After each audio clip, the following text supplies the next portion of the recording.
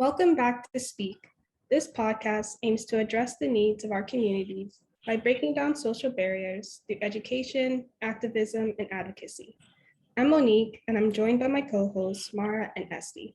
We hope that this discussion inspires you to continue these conversations, both in this space and beyond. Change is an act, resource, and guide to not only bettering ourselves, but those of our community as well. Today's topic is mental health in the classroom, where we will be focusing specifically on the wellness of students in post-secondary institutions by exploring some of the causes and effects of declining mental health, the role of educators in support of intervention, and the institutional responses we would like to see to address the current mental health crisis.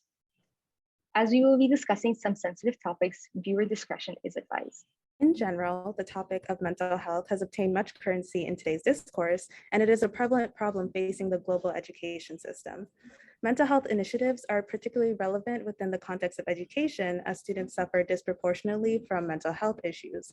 And in fact, 75% of mental health issues appear before the age of 25. Today, we are going to explore this issue in depth with the help from a very special guest. Yes, joining us today is Dr. Prusky, who's an education studies professor here at UTM. Now we're going to pass it over for her to introduce herself. Hi, everyone. I'm pleased to be joining you today. My name is Carly Prusky, and I have a doctorate in developmental psychology and education.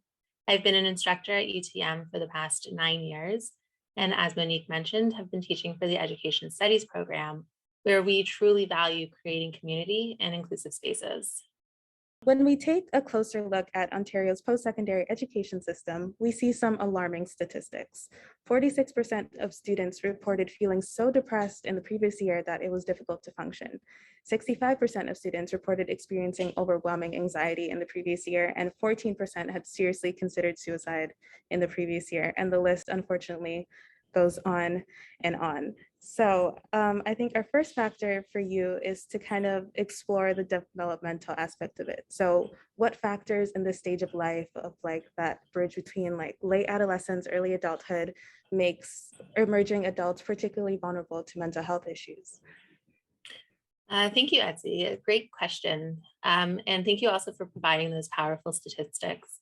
The In It Together initiative by Ontario universities has provided really important insight into the struggles that post-secondary students face and bring to light the importance of really listening to students' needs and being proactive when it comes to mental health. The statistics you reported were from the 2017 report and have unfortunately increased in the most recent report, where in 2020, it was reported that 53% of students reported feeling so depressed in the previous year it was difficult to function. 69% of students reported experiencing overwhelming anxiety in previous years. And 17% of students reported that they had seriously considered suicide in the previous year. I can only imagine what COVID has now done to these statistics. So it's a very important piece to continue to discuss in terms of mental health.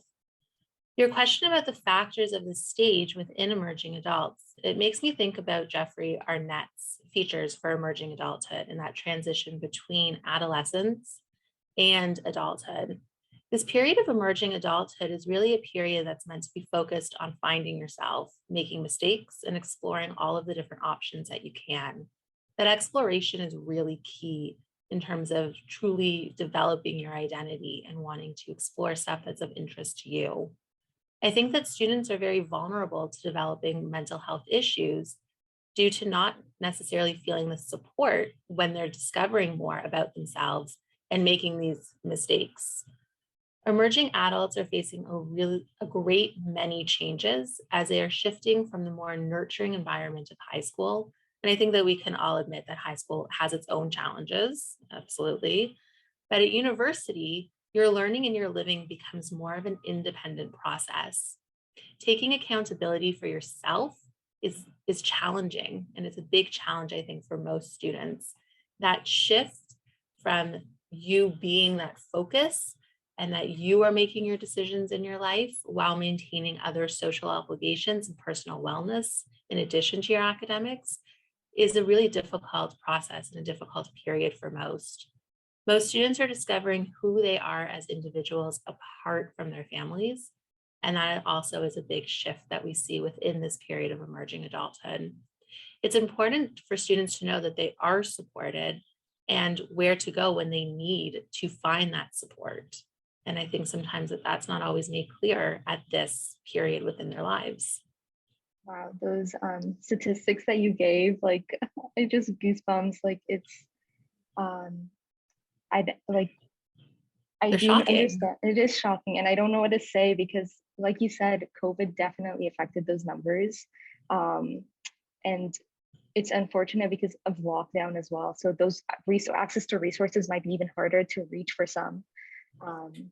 And just even feeling that community environment, I feel like it's been such a nice breath of fresh air knowing that we can go back to campus and just be able to be together in that space. I think is going to be really important for students. I think that it's very nice sometimes, like, yeah, you don't have to travel and you don't have to worry about the cold and all of those sorts of things. But I think that there's many things that people have missed out on not being together. And again, that support is something for me that always speaks really loudly when thinking about this stage of life and within the lifespan, and also just what students really need as well. For sure. Yeah, I think a lot of students don't know what they need at the same time. So they're kind of lost in finding where to go for the help. And I think, like we said, like COVID definitely made that difficult, like even more difficult.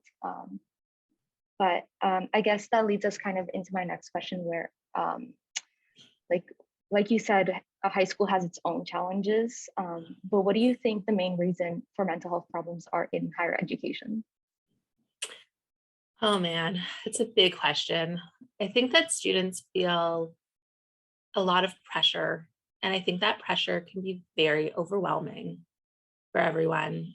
Some students are first generation students, and they might not have parents who did this higher education experience, and they might not be able to support and truly understand what their children are going through this process of university. I think that others may be trying to live up to really high standards that maybe are from families or even just from within themselves that they've set from themselves. And again, that pressure, I think, is very overwhelming for students. I think that we're also seeing the overextending of ourselves, taking on too many different things, which can be quite problematic. And something else that would lead to mental health problems. I think one of the positives that has come out from COVID is that it's allowed people to really know what their own capacity is, being able to have a true understanding of what they are able to do. And I do hope that that's something that sticks around, as I do believe that overextension is something that also very much leads to mental health problems. This is our next question. How do you believe that mental health also influences learning? I think that mental health, first off, 100% influences learning, like not even a question in my mind. I think that if you are feeling anxious, you're not going to be able to perform at your best. That goes for test taking, that goes for assignments. I think that if you have a lot of different things and a way for you to try to cope with your anxieties to kind of push things off and then you lead it all to the end, that we know can make people feel more anxious, and then you're not going to perform at your best. Yeah. I think that also if you have a really internal negative thoughts, that's going to impact your own internal dialogue. And then that's going to influence you to believe that you're not able to achieve what you can achieve. So 100%, I think that it is influencing your ability to learn and ability to perform. Yeah, for sure. I think first year for me was one of the most difficult times. Not only is the transition from high school to university a huge step, but like even learning itself, it's different than how we learned in high school, and the assignments and the testing, the environment, everything is just so different. So it's a lot to take at once. And for me in first year, that really affected me. Like I was not the type of person who would participate in classes or, I would struggle like doing homework and assignments and studying for tests. I'd always leave that to the last minute. And I think for me, like I was fortunate enough to, be able to find a community that helped me get out of that. And like, I know like some people it takes longer, some people, they don't go through that. It's very different for everyone. And I think I had to like accept that as well, because I'm like, I shouldn't be having those problems. My roommate didn't have those problems. So why do I? So I kind of didn't accept that, it's normal that people have different like, reactions, and it can affect people differently, like in terms of mental health. Oh, definitely. I think that also people think that if a strategy works for someone else, that it's necessarily just going to work for them. And that's not how it is. It's everyone is an individual, and it's an individual process. Again, it kind of goes back to that, just at the first question, it's that accountability for yourself. And that's hard. That's a big transition, I think, from high school learning into university learning. It's much more of an individualized process. You are really, as a student, become responsible, and you don't have someone kind of doing all those different checks and balances that you might have seen in high school. So there's a big shift and an adjustment. In one of my courses, we talk about myths of education. And I think one of the myths is that first year is always just going to be a terrible year for everyone. And I think that there are ways to combat that, but I do think that most students feel that in their first year, they're just not going to do well. Like it's not meant to be a successful year. Their classes are much larger. They don't necessarily get the support that they're going to need to get. The learning has shifted. They're more independent. They're not as comfortable speaking out if they might have been comfortable speaking out before. So I think that there's just lots going on in that transition, and the mental health aspect of that, I think, still needs to speak really loudly for people. Again, putting strategies into place that are going to be helpful for them. I'm really enjoying this conversation so far, because I feel like it's bringing up a lot of things. And we just, for our next question, wanted to ask you, what are the dangers of leaving mental health issues unaddressed? Because I feel like a lot of students suffer in silence, and they don't, like we've been saying, they don't know where to go or who to ask for help. So like, kind of what are the dangers of that? The dangers of kind of leaving things on the back burner, as I say, and not addressing is that they can spiral. And I think that that's what we see. If your stress isn't getting managed, it's going to lead to burnout. And if burnout doesn't get managed, it's going to lead to a low mood depression. And I think we all know where depression can then lead to. Burnout's characterized by emotional exhaustion, depersonalization, diminished personal accomplishment. Addressing the stress at that initial mental health issue is really key, so that it doesn't have that spiral. So the sooner that you can address it, the better. The sooner you can put strategies into place to help yourself is key and important. Absolutely.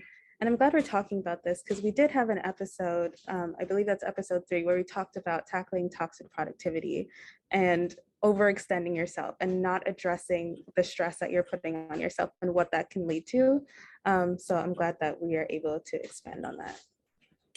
Again, I also think that through COVID, there's been lots of different types of stress, right? Like this period of emerging adulthood is really meant to be a self-focused period for people, but there's a lot of other obligations that people have been needing to face through COVID. And so I do hope that as our world returns back to some normalcy, that people are able to shift that priority, especially in this stage of the lifespan, in this emerging adulthood, to find that focus on themselves, because that's an important piece of what students at university are going through. For sure. I guess like the next question we had is that what prevents students from seeking help? I know from personal experience, I didn't seek out at the start because I was like, people aren't going through this, so why am I? So I kind of like put that behind. But then again, like Esty is saying, like some people suffer in silence. Maybe I didn't know that they were, But other than that, do you know, like, what do you think are other like reasons why students might like prevent from seeking help? So I think sometimes that students might not realize that what they are going through is something that they should, seek help for. I think that there is a big stigmatization around mental health. I think that people don't like the idea of needing to go and talk it out. I myself am someone who is very pro counseling and therapy, and I think that gaining somebody else's professional perspective can be quite helpful.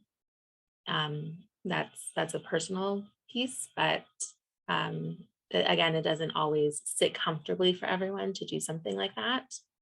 I think that students also just sometimes don't know where to go to seek help. And I think that we've been trying our very best to make students more aware of where they can be going to seek that help.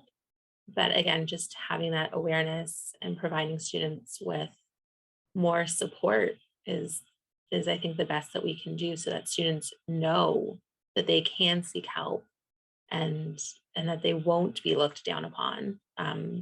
Because at least for myself, that's not something that I would ever do for a student. I think that many faculty and professors feel the same.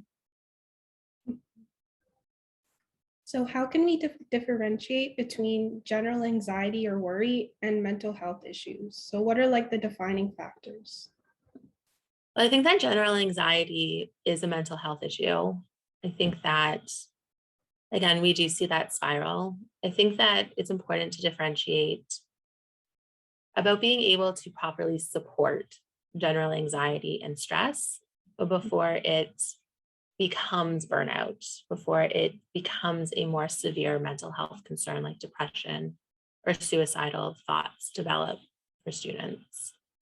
I think that differentiation there is really key. I think that there's pieces that we can put into place, strategies that we can put into place that can really benefit general anxiety and worry before it can lead to something that's more severe. I hope that answers that question. I know I kind of said that because I do group them. I would view if someone came to me and tells me that they're very anxious about something, I view that as being that to me is as serious as that, that can lead into something that's more severe. Yeah. That I would take that concern as seriously. Yeah, no, it definitely is serious because with general anxiety, it will also affect how you perform in school because you may be always thinking about how other people are doing. Maybe thinking about how you can improve on yourself. So it always end up clustering your thoughts. So no, you answered the question. Thank you. And I'm glad that you brought that up because I feel like I can speak for myself. I'm like, okay, like I'm just anxious, like I'm fine. But that's the starting point. And like if I don't address that, then that, leads to a lot of other things. And what does it really mean to be fine or okay? Like, that's not really expressing how you actually are doing. And I think that for some people, again, like they don't necessarily realize that they should express themselves when they say that they're fine. Well, okay, like what's going on to just make you have that fine feeling? Like what is that to you? So why aren't you feeling happy? Why aren't you feeling like, are you feeling mad? Are you feeling sad? Are you feeling anxious? Are you feeling overwhelmed? And those are, I think that trying to identify more of those feelings and then articulating them is really important. And knowing that we should be listening and wanting to discover more about how people are feeling is also key. As humans, I think that sometimes we're all a little focused on ourselves, and that's okay. But it's important to then also want to hear other people as we're trying to always create these community spaces. We want to do that for support.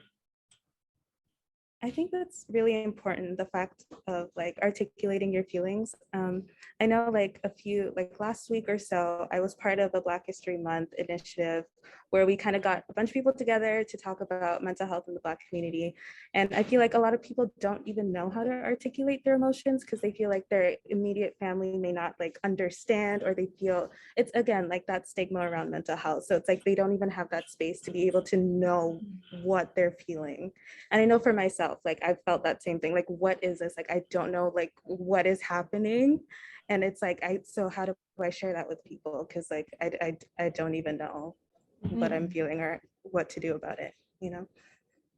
For sure. Usually No, for me, yeah, go ahead. usually for me in that situation, whenever I feel like kind of overwhelmed, like it's usually most around midterm season, like right now, this is usually when midterms are usually coming on.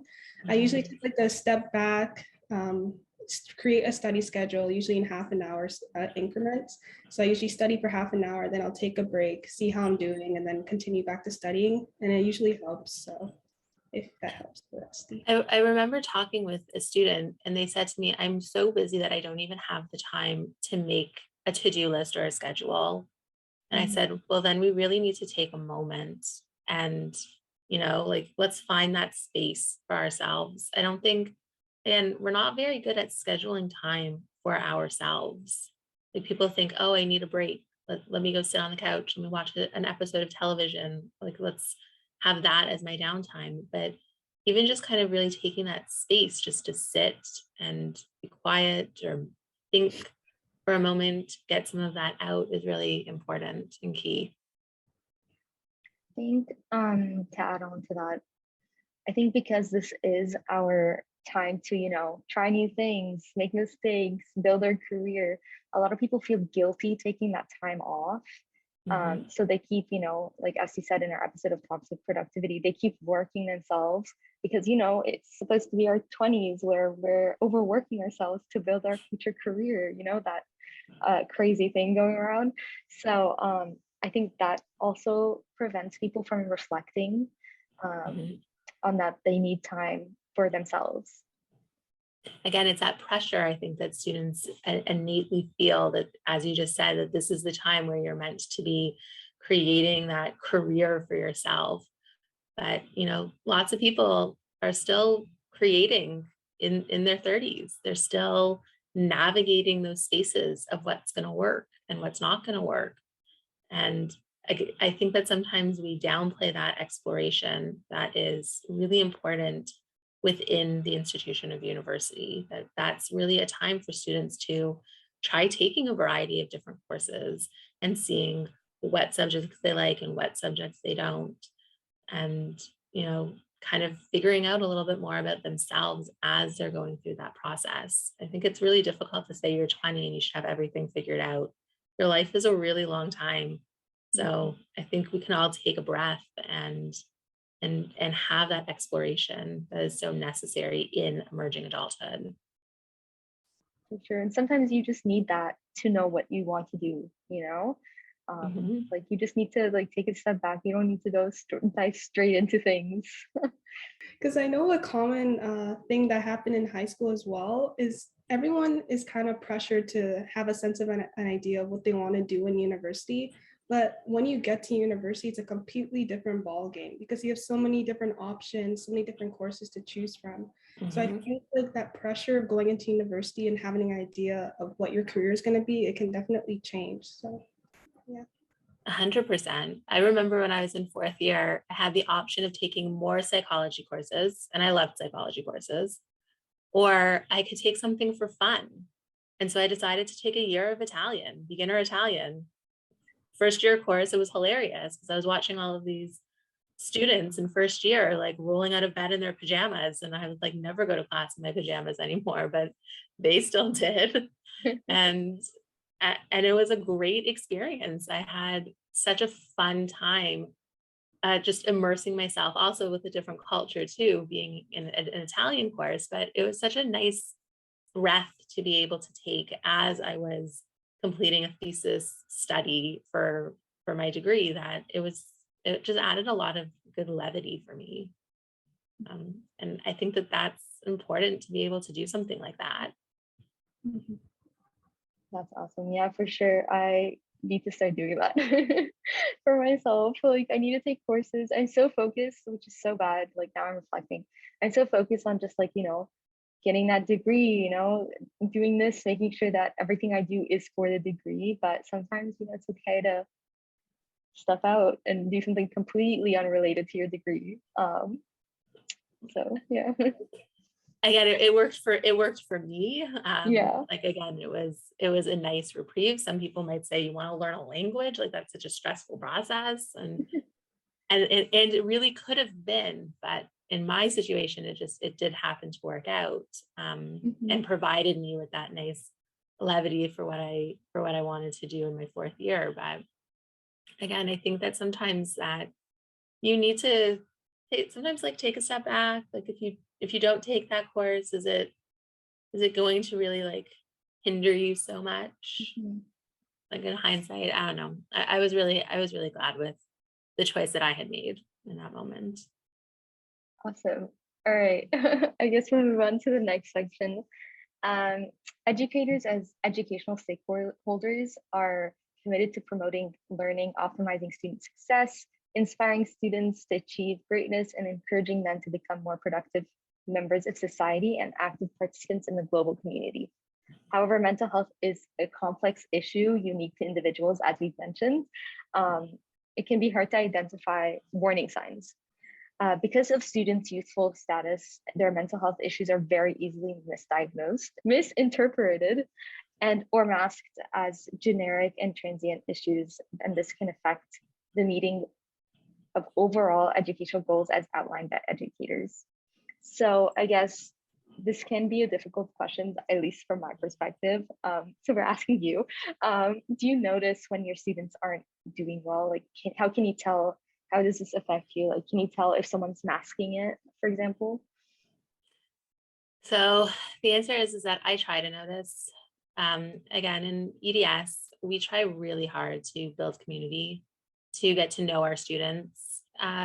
It's sometimes still challenging. Our classrooms are getting larger and larger, but still, we're still on the smaller side, I would say. But a 50-person class is still a 50-person class, and so hard to be able to get to know everyone. So I try my very best, but it's challenging. And as we've kind of said, people do put on that mask.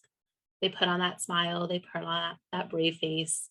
They don't want to let people know what's going on, what's happening with themselves. They feel that it could be a stigma, or maybe something that they don't want to address. I try to take my cues from students. When I see a change in students' behavior, when I notice that they might not be in class as often, or I see a dramatic shift in an assignment from doing like very well to not, I try to reach out. Again, you have to take the cues from the students too, because even with emails, like they might not respond. And then there's not very much that I can do in that moment. I try to be as observant as I can. And I also don't want to reach out if it's not going to be, I guess, received well. So that sometimes too. Another piece that I always consider, you don't want to kind of bombard students with a whole bunch of emails and kind of say like, are you doing okay? Are you doing okay? Because that can then seem overwhelming and then can create anxiety, or they may feel pressure being reached out to in that manner. That answered that question. It was a hard question. I like how you mentioned how community like the education studies department is, because I do take an education studies course, and yesterday we had a midterm, and the professor, you, of course, before we started the midterm, we actually did breathing exercises for a few seconds, and it really did make such a difference. And it also connects to my other education studies course that I'm taking as well. And every Friday we do a meditation. We just like cover our eyes, relax, and then everyone always says that they feel so much more relaxed and calm. So I really like that aspect of education studies. That's wonderful. I'm glad to hear that you're seeing that in a variety of different courses. Because again, some strategies work for some individuals and other strategies work for other individuals. So it's actually something that we've been workshopping with EDS and trying to actually offer a course for students to put into practice some of these mental health initiatives or strategies, and try to kind of focus a little bit more on wellness and have students like try things out and try and kind of develop a better understanding of how to support their wellness within education and within their learning. So this leads us to our next question. What do you think is the role of professors in supporting their students? The role of professors. I think the role of professors is to listen. I think that professors really need to be hearing what their students are telling them, especially if students aren't feeling like they are being supported in their learning. I think that professors should try to accommodate the best that they can. Listen, we have rules that we need to follow as well, but I always try to be as flexible as I can be. I try to look into options when students tell me that there's something that's not working, and I try to solve those problems with the students and do it to the best that I can. And I think that other professors feel the same. I want students to thrive in their education. I feel like a part of being a professor is to help and facilitate students' learning. And I'll do everything in my power that I can to help students feel that support and feel that they are being accommodated and listened to. And I do think that there's lots of other professors that are out there that do feel the same. But definitely, I think when professors do that, a lot of students do notice. Like, we really do like appreciate when professors are like hearing, like you mentioned, what students are saying to them or saying around them.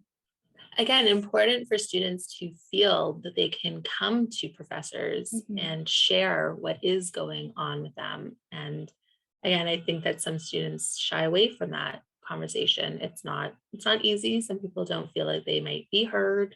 Some students feel that there is this power shift, power dynamic piece. I think that comes into play as well. And we're humans, we're people too. And I hope that people feel that I am approachable and that they can come and that they can talk to me. But I know that there's students out there who probably don't feel like that. And but if you don't ask, or if you don't let a professor, an instructor know what's going on, there's nothing that we can then do to help. And so again, I think that the big role for a professor is to try to listen and to hear what the students are saying. For sure. So as a professor, what do you wish students knew about mental health? Obviously, I wish that they knew where the resources were that they could go and seek. But I wish that students knew that they weren't alone. And I wish that we continue to have open dialogue about mental health, and that we are more transparent about mental health. And I wish that students knew that they can come and seek support, and that they knew that that people were here to help them. We're just going to move on to the next part. So effectively addressing student mental health is one of the most pressing issues faced by post-secondary institutions today. Oftentimes, students that are affected by mental health issues are not given the resources to even recognize the extent or severity of the problem, and how their emotions, motivations, actions, reactions, and even lack of coping skills are actually warning signs of a larger issue. As such, post-secondary institutions may find themselves taking a reactive approach as opposed to a proactive approach in addressing mental issues. So how important is timing in mental health intervention? The earlier that you can do an intervention, the better. I think that we've already talked about some different strategies that people have found that's helpful. Deep breathing before assessments, taking that moment in a class, close your eyes, do that meditation.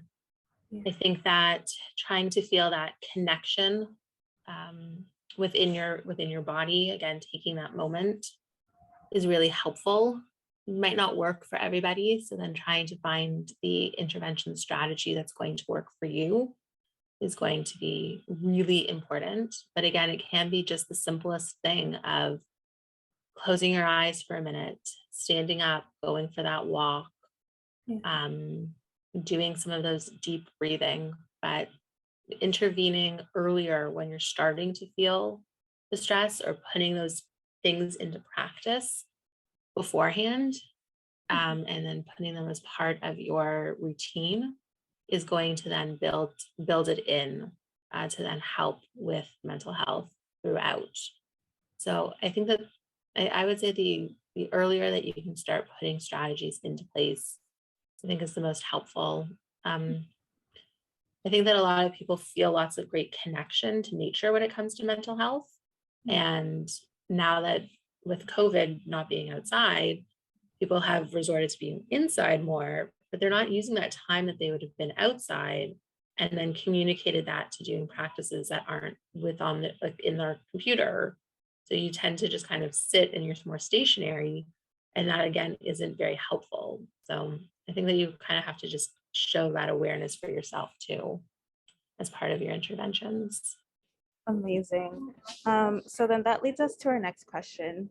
As someone who's been in academia for a long time, doing your doctorate and going on to be a professor, what institutional responses would you like to see from universities in terms of supporting student mental health? I think the more support that can be provided, the better it will be for students and for the institution as well. I think that that's an important thing to note. I know that the students last year were wanting more 24 hours support, and then that's now been offered to students, having a telephone line that they can call in through the mental health services that are offered on campus. So I think that that's important, to be, again, listening to the students, what students are telling them that they need, and then moving forwards with that response so that it's an appropriate response to the feedback that's being provided. I think that it'd be really helpful to also offer workshops, bringing mental health more to the attention for students. I would love to see things that are supporting mental health right at the get-go of first year, helping students, as we've mentioned, that transition from high school to university, and how to have a better understanding of that individualized learning process that students are facing at university. And I do think that having some support at that point is going to be helpful for students. So I would like to see something like that. I think that students might too. At UTM, when we used to do exams in person, they used to offer an exam jam day. I don't know how many of you guys ever went to one of those, but I thought they were fantastic. I thought that it was such a wonderful space, and I always participated in it myself, but I think that those types of events could be held more often. Something, again, bringing mental health to the surface and making people more aware of different things that they can do for themselves. Great question.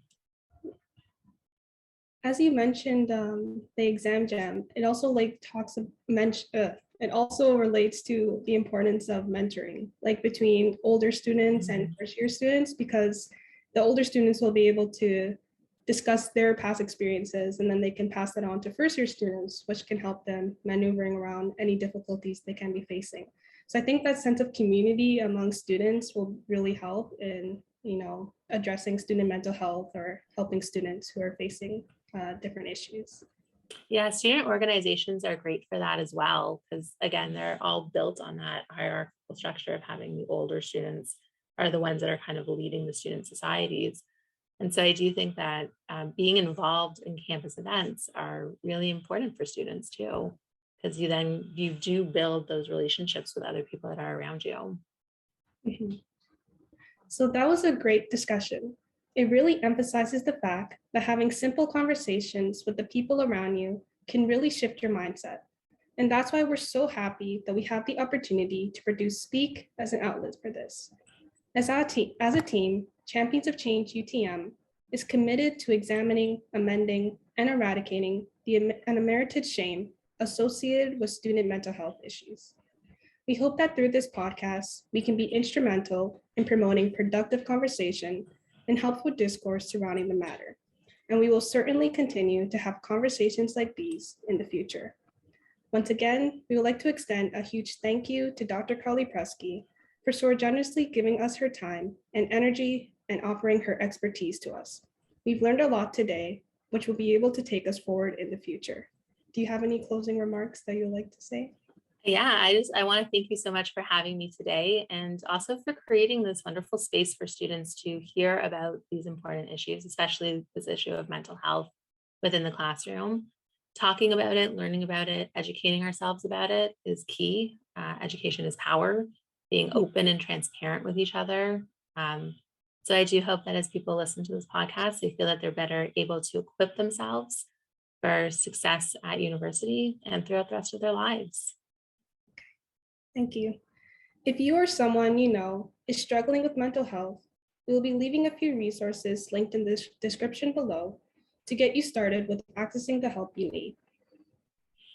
Thank you again for listening to Speak. Visit www.championsofchangeutm.com and follow all of our social media pages to keep up to date with our upcoming initiatives and to learn how you can be the change that your community needs to see. Until next time, remember to use your voice.